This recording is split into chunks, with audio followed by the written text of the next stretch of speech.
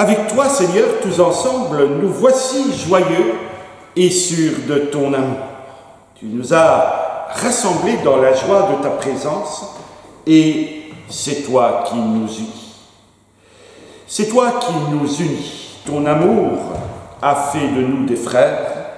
Tu es vivant au milieu de nous. Avec toi, Seigneur, tous ensemble, nous voici joyeux et sûrs de ton amour. Tu nous as rassemblés dans la joie de ta présence et c'est toi qui nous unis. Les mains tendues vers toi, nous venons ainsi t'offrir notre prière. Tu es vivant au milieu de nous. Eh bien, que la paix, la grâce et la miséricorde nous soient encore accordées ce matin de la part de notre Dieu, de notre Seigneur Jésus-Christ et de l'Esprit Saint consolateur. Soyez tous et toutes les bienvenus ce matin pour ce temps de culte que nous voulons encore rendre au Seigneur. Nous avons soif de lui parler, soif de lui adresser notre louange, notre adoration, et nous avons aussi soif et faim de l'entendre nous parler à travers la parole que nous méditerons encore ce matin. J'espère que vous allez tous et toutes bien sur ce chemin de la grâce et que nous aurons bientôt l'occasion de nous revoir tous et toutes réunis. Pensons aux plus souffrants, pensons à ceux qui sont dans la peine et ne les oublions pas dans notre intercession. Premier jour de la semaine, jour de repos et jour où le Seigneur vient nous rejoindre en ce lieu ou derrière vos écrans pour ce temps béni qu'il souhaite ainsi passer avec chacun et chacune d'entre nous. Inclinons-nous dans la prière. C'est encore un jour de bénédiction et de grâce que tu nous offres ce matin, Seigneur. Nous voici montés pour certains dans ta maison, pour d'autres à l'écoute de ce temps de culte où nous voulons partager notre espérance, notre foi, où nous voulons nous encourager les uns et les autres mutuellement, et où nous voulons, comme je le disais il y a quelques instants, entendre cette parole, ta parole de vérité, résonner à notre être tout entier. Par ta grâce, nous voici encore debout, après une semaine, et cette semaine que nous avons passée, tu l'as passée avec nous. Tu nous as secourus, tu nous as secondés, tu nous as encouragés, peut-être même consolés, Seigneur, et nous t'en sommes reconnaissants. Mais nous aussi, nous voulons te dire combien tu as du prix à nos yeux, combien nous t'aimons, combien grande est notre joie de nous savoir entre tes mains, de nous savoir dirigés par ton esprit. Seigneur, ce matin encore, que ce temps nous rapproche toujours plus de toi et que tu puisses encore et toujours nous donner l'occasion de témoigner de notre foi, de témoigner de cet amour que tu as pour chaque être humain et de témoigner que ton salut n'est pas une vue de l'esprit, mais une réalité de tout instant.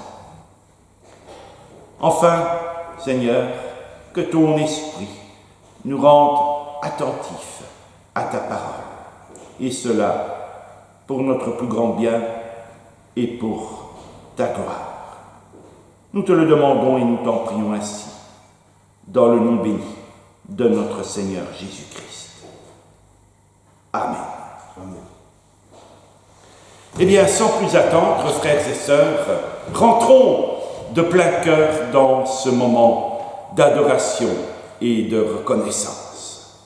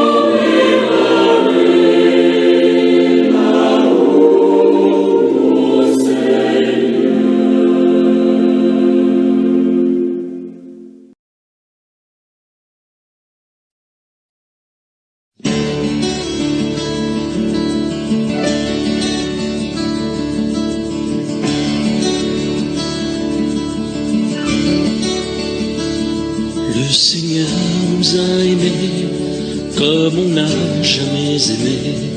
Il nous guide chaque jour comme une étoile dans la nuit.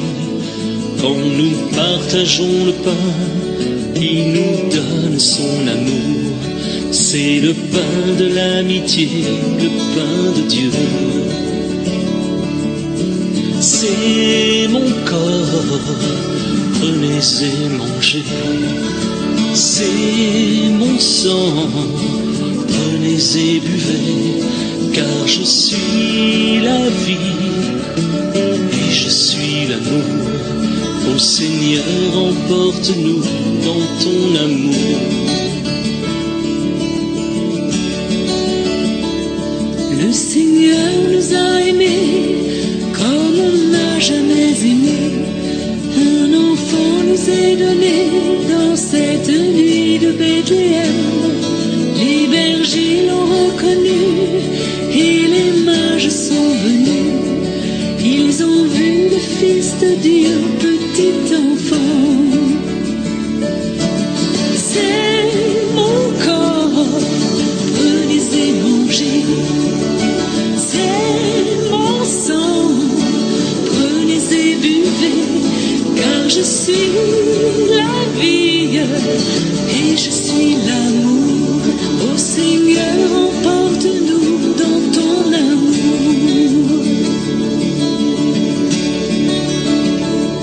Le Seigneur nous a aimés comme on n'a jamais aimé. Son amour était si grand qu'il en mourut sur une croix. Son amour était si fort qu'il triompha de la mort. Il sortit de son tombeau libre et vainqueur. C'est mon corps, prenez et mangez. C'est mon sang, prenez et buvez, car je suis la vie et je suis l'amour. Ô Seigneur, emporte-nous dans ton amour. Le Seigneur nous a aimés comme on n'a jamais aimé. Il rassemble tous les hommes et les fait vivre de sa vie. Et tous les chrétiens du monde sont les membres de son corps.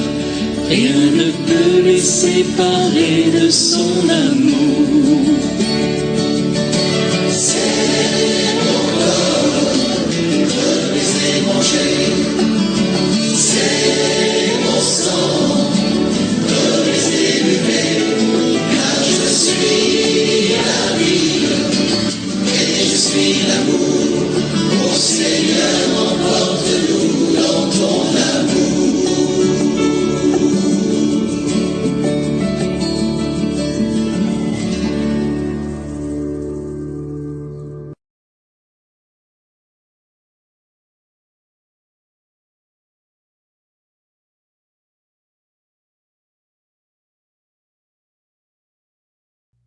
Ne crains rien, tous les jours je serai avec toi.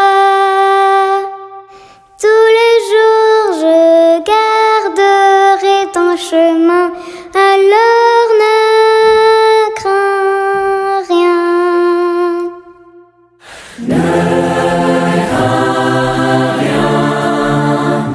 Tous les jours je serai avec toi.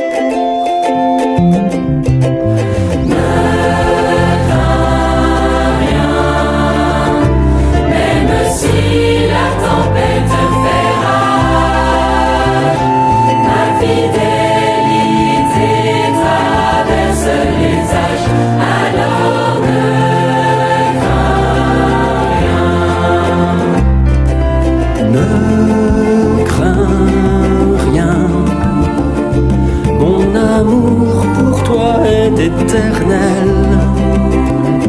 Jamais je n'oublierai Jérusalem, alors ne crains rien.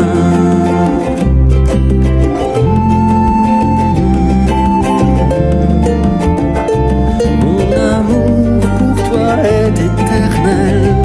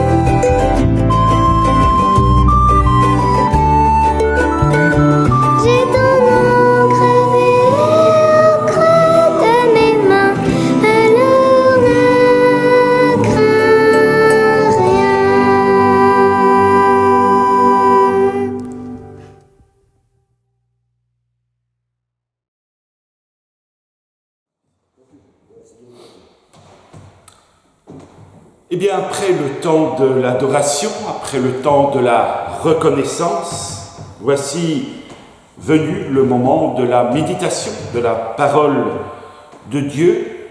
Une seule lecture ce matin, et je vous inviterai à ouvrir cette parole dans l'Épître aux Romains, au chapitre 5. Chapitre 5, et nous lirons à partir du premier verset.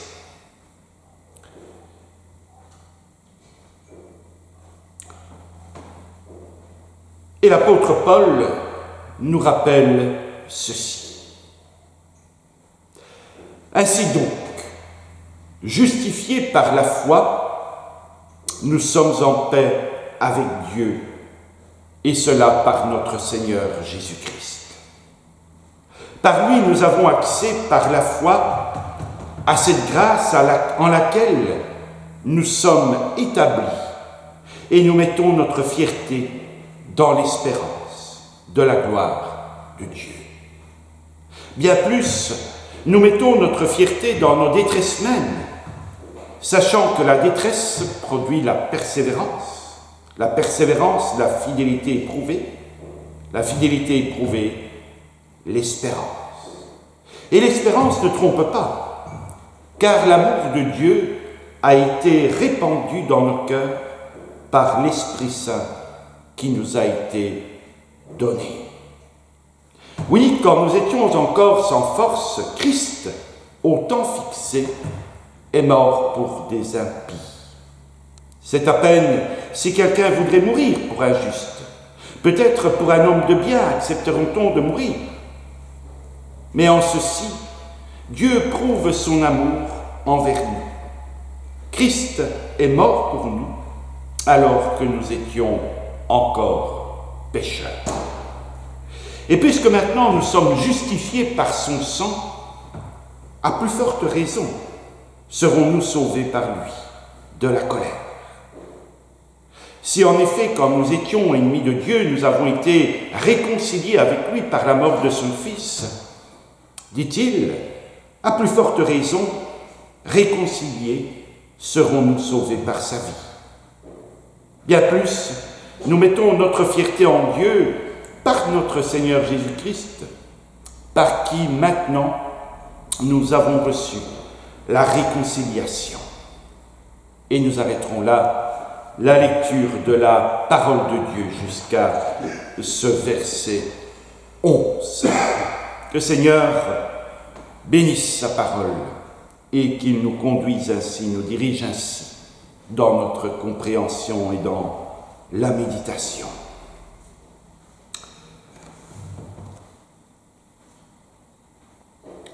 Dans sa lettre à l'Église de Rome, l'apôtre Paul développe comme dans un traité ce qu'on pourrait appeler les nuances de la foi chrétienne.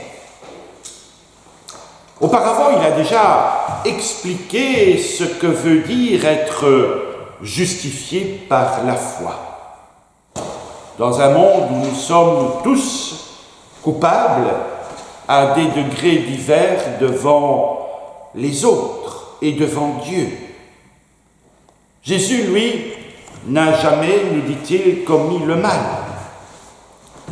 Et totalement innocent, il s'est livré à Dieu, assumant ainsi notre culpabilité pour nous offrir en échange ce qu'on pourrait dire dans le bon sens du terme, sa pureté, son innocence.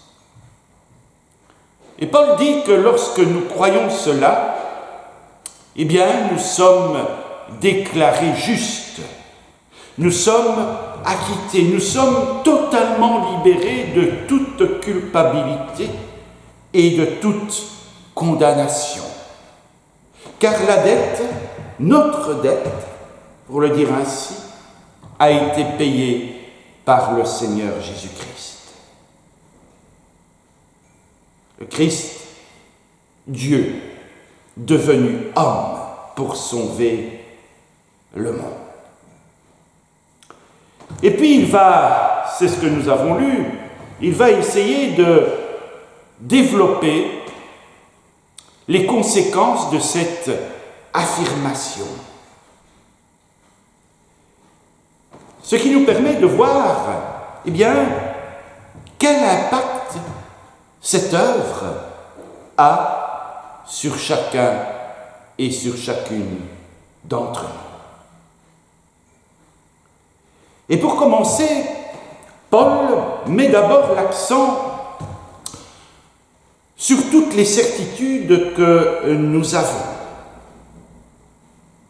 Plus que des certitudes, l'assurance de ce que Dieu nous donne en Christ. Nous sommes sauvés, et c'est sûr à 100%. Évidemment, on pourrait toujours dire, oui, mais ça, nous le savons. Mais cela ne va pas toujours de soi. Parfois, il y a encore des personnes, non pas qui mettent en doute ce salut, mais qui se posent des questions. Parfois, des personnes qui font marche arrière sur le parcours vécu, en se disant, mais suis-je bien digne d'être réconcilié par l'œuvre du Seigneur? Il ne s'agit pas, bien entendu, de dignité, mais pour le dire très simplement, d'une grâce, d'un cadeau que le Seigneur nous fait. Nous approchons de l'ascension, nous approchons aussi de Pentecôte, où cet esprit qui a été répandu sur les disciples, eh bien, à notre tour, a été répandu sur chacun et chacune d'entre nous. Et cet esprit nous est bien nécessaire, parce que cet esprit n'a de cesse de nous rappeler que notre passé s'est terminé. Nous pouvons faire une croix définitive dessus. Le Seigneur a détruit ce passé et il nous a revivifiés, sauvés pour démarrer, si je puis m'exprimer ainsi, une nouvelle vie avec lui. Oui, l'assurance du salut, c'est notre assurance seconde. La première assurance, c'est que Dieu nous aime, que Dieu a tout mis sous nos pieds, comme disait déjà le roi David, et qu'il nous a sauvés de la condamnation qui pesait sur chacun et chacune d'entre nous. Mais ne parlons plus du passé et parlons du présent. Dans ces épîtres, pour que les choses soient claires, pour le dire ainsi, Il utilise l'image du procès. En Christ, en Jésus-Christ, nous sommes déclarés justes. Nous sommes acquittés de toute condamnation qui, certes, nous les méritions, ces condamnations. Et ensuite, l'image de la relation. Nous sommes sauvés pour une relation, une réconciliation. Ce n'est plus la guerre. Nous ne sommes plus en rébellion. Et Dieu n'est plus en colère contre nous. Mais ce n'est pas le statu quo. Nous vivons maintenant une relation où chacune, nous pouvons être pleinement avec Dieu dans la paix et dans l'amour, ce que nous n'avions pas d'ailleurs auparavant. Enfin, nous avons changé de bord, pourrait-on dire. Et oui, grâce au Seigneur, nous avons eu accès à la grâce de Dieu. Et maintenant, cette grâce nous habite, comme l'Esprit nous habite. Nous y sommes debout. Nous y sommes chez nous. La grâce de Dieu, c'est chez nous. Pour le dire autrement, nous sommes des citoyens de la grâce.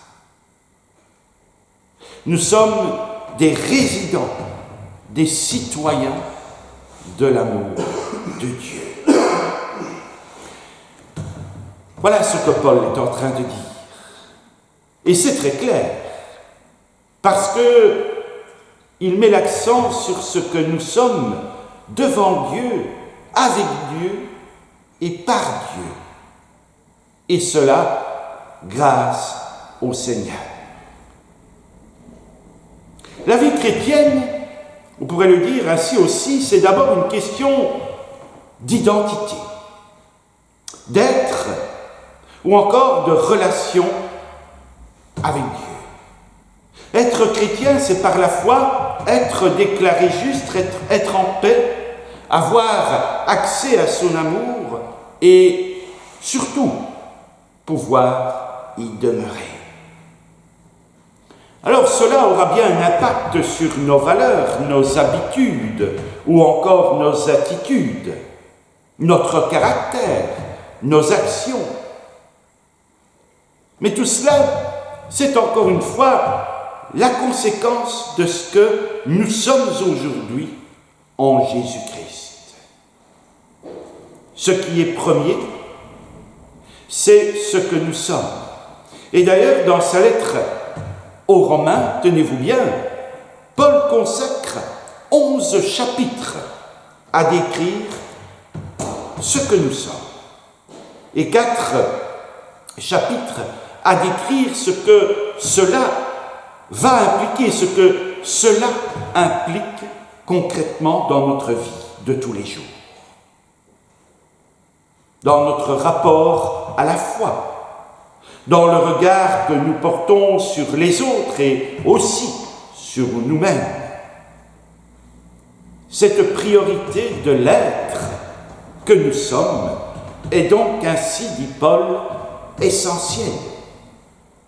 D'autant plus qu'elle nous rappelle que ce n'est pas par nos propres efforts que nous sommes devenus différents, mais nous avons reçu en cadeau une nouvelle identité. Et cette nouvelle identité, eh bien, il faut que nous apprenions à la concrétiser. Si nous mettons l'accent d'abord sur nos pratiques, être chrétien, c'est certains disent ne pas fumer, ne pas sortir, attendre avant le mariage, alors, oui, tout cela est juste.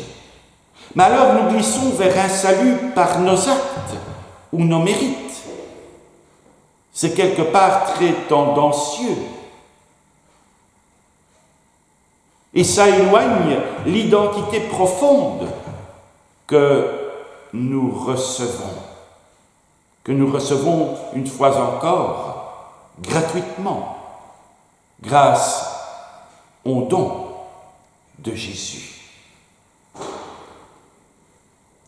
Mais notre assurance ne concerne pas uniquement notre aujourd'hui, vous vous en doutez bien, mais aussi notre avenir. Nous avons l'espérance de vivre la gloire de Dieu. Et sans décrire l'indescriptible, disons que c'est la promesse d'une vie débordante de la plénitude de Dieu.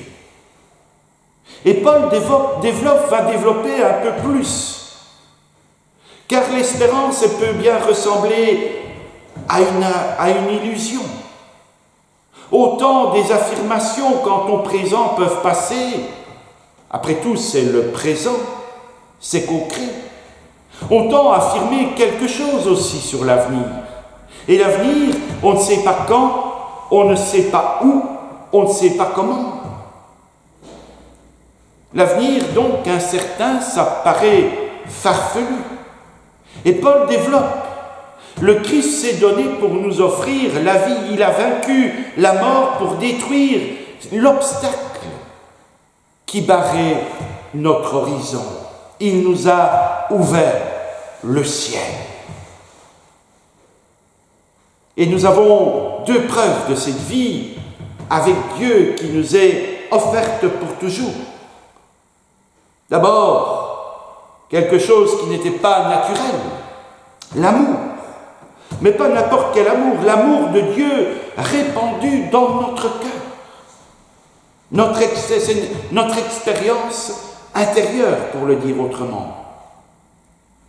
Et l'événement, dirais-je, historique de la croix, un événement objectif, concret, avec des témoins oculaires. Et les deux sont essentiels. L'expérience intérieure de l'amour de Dieu, eh bien, nous permet de voir que l'œuvre accomplie par Jésus à la croix me concerne personnellement, vous concerne personnellement. Mais l'événement objectif, dirais-je, prouve que cette relation intime avec Dieu, ce n'est pas un délire, car elle est ancrée dans le réel. Alors, reste le dernier maillon, le lien entre notre expérience présente et l'espérance à venir. Et l'argument de Paul, c'est qui peut le plus, peut le moins. On pourrait le dire comme cela. Qui peut le plus, peut le moins. Ça a le mérite de quelques explications. Lorsque Dieu nous a déclarés justes, encore une fois, et au risque de me répéter, nous étions coupables. Et lorsqu'il a fait la paix avec nous, nous étions ennemis. Et lorsqu'il nous a relevés et établis dans son amour, nous étions faibles et impuissants. C'est logique, je pense.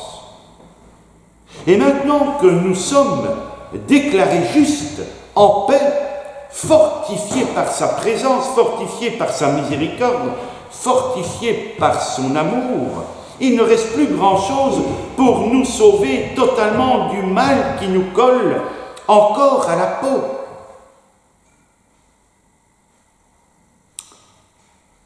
Le pas le plus dur, le plus grand, le plus improbable, eh bien, ce n'est pas de notre ressort. Dieu l'a déjà accompli lorsqu'il a envoyé son Fils pour nous sauver. C'est comme si nous étions des terroristes et que Jésus nous avait offert la nationalité du pays que nous attaquions. Maintenant, nous avons les papiers et même une offre d'emploi, une adresse une lettre de recommandation du roi, on pourrait le dire comme ça. Que manque-t-il? Eh bien, il ne reste plus que le transport. Mais franchement, je pense que ce n'est pas le plus dur. Nous avons preuve dans notre cœur et dans l'histoire que les promesses de Dieu vont se réaliser et que nous allons pouvoir vivre avec lui pour toujours dans sa présence, en sa présence et dans son amour. Ainsi, entre ce que nous avons aujourd'hui et les promesses certaines pour l'avenir, nous dit indirectement Paul, nous avons de quoi être pleins d'assurance et de joie. Et même dans les difficultés, même dans les épreuves. Et on voit là que Paul, en disant cela, eh bien, n'a pas que la tête dans les étoiles. Il a aussi les pieds sur terre. Et il sait bien que la vie chrétienne, malgré toutes les merveilles que Dieu nous offre, est parfois loin d'être rose. Mais bien loin de contredire notre salut et notre espérance, bien loin de suggérer que Dieu nous a abandonnés, l'épreuve, elle permet de tester notre confiance, notre espérance, notre assurance. Du coup, dans le meilleur comme dans le pire, nous pouvons être fiers de Dieu, grâce au Christ. Oui, fiers. Paul nous invite à la fierté. Même en grec, le mot est étrange et il désigne plutôt la vantardise. Avouez un peu. La vraie fierté, c'est que ce qui ne pouvait pas manquer de choquer les chrétiens de Rome, comme nous. Sauf que cette fierté-là, elle est toute particulière. Il ne s'agit pas d'être orgueilleux. Il ne s'agit pas d'être, des chrétiens orgueilleux spirituellement parlant, condescendants vis-à-vis de ceux qui ne partagent pas notre foi ou de la même manière que nous. Et parfois, c'est malheureusement le cas. Parfois même envers les autres chrétiens ou telle assemblée. Parce qu'ils n'agissent pas comme nous ou qu'ils commettent à nos yeux des erreurs, nous les snobons. Paul ne nous encourage pas au mépris ou à la suffisance, mais à la fierté en Christ, à l'humilité. Il s'agit de vivre la tête haute, pas pour regarder les autres de haut. Parfois, nous entendons dire « Ah, nous sommes plus spirituels qu'à un autre endroit ». Est-ce là une parole évangélique? Est-ce là une parole de foi? Ou plutôt une vantardise purement humaine?